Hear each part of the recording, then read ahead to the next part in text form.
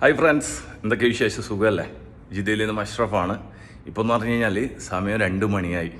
Saudi അറേബ്യയിലെ രാത്രി 2 മണിയാണ്. അപ്പോൾ നാട്ടിൽ എത്ര സമയമായെന്ന് നിങ്ങൾക്ക് എല്ലാവർക്കും അറിയാലോ. 4:30 മണിയായി. പണിസേ ഇല്ല എന്നുള്ളത്. കാണിച്ചാൽ എന്താ പണിയെന്ന് നിങ്ങൾ നോക്കണം. ഇത് കണ്ട, ഇത് മൊത്തം സെറ്റാക്കാനുണ്ട്. നോക്കിയാൽ ഇത് മൊത്തം ഇതിനൊന്ന് സെറ്റാക്കാനുണ്ട്. അപ്പോൾ പറഞ്ഞു വരുന്നത് ഇതൊക്കെയാണ് പ്രവാസ ലോകത്തെ തൊഴിൽ. പക്ഷെ പണിയെടുക്കുന്നതിൽ ഒന്നുമില്ല കേട്ടോ. എൻ്റെ കയ്യിലൊരു തൊഴിലുള്ളത് കൊണ്ടാണ് നമുക്ക് എവിടെ പോയി കഴിഞ്ഞാലും പണി കിട്ടുന്നത്.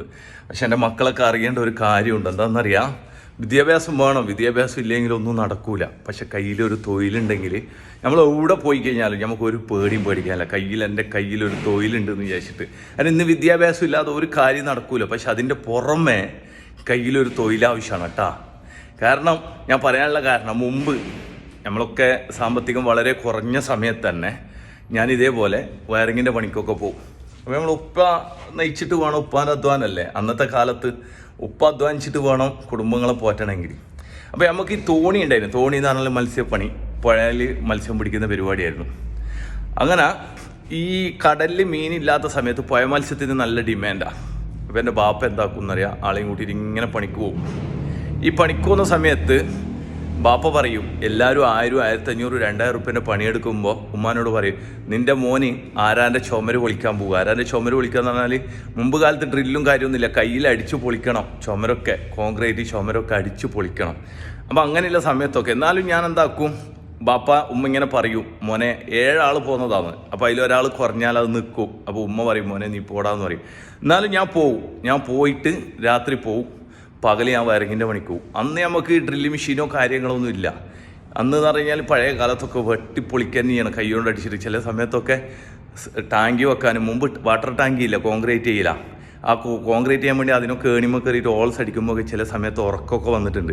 അപ്പോൾ പറഞ്ഞു വരുന്നത് എൻ്റെ മക്കളോട്, വിദ്യാഭ്യാസം നിർബന്ധമാണ്. പക്ഷെ അതിൻ്റെ പുറമേ നമ്മുടെ കയ്യിലൊരു തൊഴിൽ വേണം. തൊഴിലുണ്ടെങ്കിൽ ഞങ്ങൾക്ക് എവിടെ പോയി കഴിഞ്ഞാലും പേടിക്കാനില്ല. ആരോടും എന്തെങ്കിലും ഒരു ജോലി അറിയാമെന്ന് നിൽക്കുമ്പോൾ അറിയാമെന്ന് പറയാം. കാരണം ഇന്നെല്ലാവരും വിദ്യാഭ്യാസത്തിൻ്റെ ആൾക്കാരാണ്, പക്ഷെ കയ്യിൽ തൊഴിലില്ലാത്തവരാണ്. വിദ്യാഭ്യാസം കൂടിയതിനെ കൊണ്ട് കാര്യമില്ലല്ലോ. വിദ്യാഭ്യാസം എഞ്ചിനീയറോ അല്ലെങ്കിൽ മറ്റുള്ളതോ ആയതിനെ കൊണ്ട് കാര്യമില്ല. പക്ഷേ വിദ്യാഭ്യാസം വേണം. വിദ്യാഭ്യാസം ഇല്ലാത്ത കാലത്ത് ഇന്നത്തെ കാലത്ത് ജീവിക്കാൻ കഴിയില്ല. അപ്പോൾ എൻ്റെ മക്കളോടൊക്കെ പറയുന്നത്, കയ്യിലൊരു തൊഴിലും ഉണ്ടായിരിക്കണം. അതും നിങ്ങൾ ഇതിൻ്റെ കൂടെ വിദ്യാഭ്യാസത്തിൻ്റെ കൂടെ ഒരു തൊഴിലും പഠിക്കണം. കാരണം അന്നൊക്കെ നമ്മളെ സാമ്പത്തിക ബുദ്ധിമുട്ടുകൊണ്ടാണ് നമ്മുടെ വാപ്പയൊക്കെ പറഞ്ഞത്. ഇന്നത്തെ മക്കൾക്ക് ഒരു ബുദ്ധിമുട്ടുമില്ല, പഠിക്കാനുള്ള സൗകര്യങ്ങളുണ്ട്. അതുകൊണ്ട് എന്താക്കി ഇതേപോലെയൊക്കെ പഠിക്കുക. പിന്നെ അടുത്ത വീഡിയോയിൽ മൊത്തം ഇത് കാണും. നിങ്ങളൊരു കാര്യം ചെയ്യണം, എന്താണെന്നറിയാം, വീഡിയോ ഇഷ്ടപ്പെട്ട് കഴിഞ്ഞാൽ ഷെയർ ചെയ്യുക, ലൈക്ക് ചെയ്യുക, കമൻറ്റ് ചെയ്യുക. നിങ്ങൾക്ക് ഉപകാരപ്പെടുന്ന ഓരോ വീഡിയോ ആയിട്ട് വരാനുണ്ട്. ഇതിന് സിമെൻറ്റിലോട്ട് അടക്കാനെല്ലാം ഉണ്ട് കേട്ടോ. സമയത്തിനായിരുന്നറിയാം, നാട്ടിലെ 4:30 മണിയായി. നാട്ടിൽ 4:30 മണി, സോബിക്ക് 4:30 മണി. ഇപ്പോഴും ഡ്യൂട്ടിയിലാണുള്ളത്.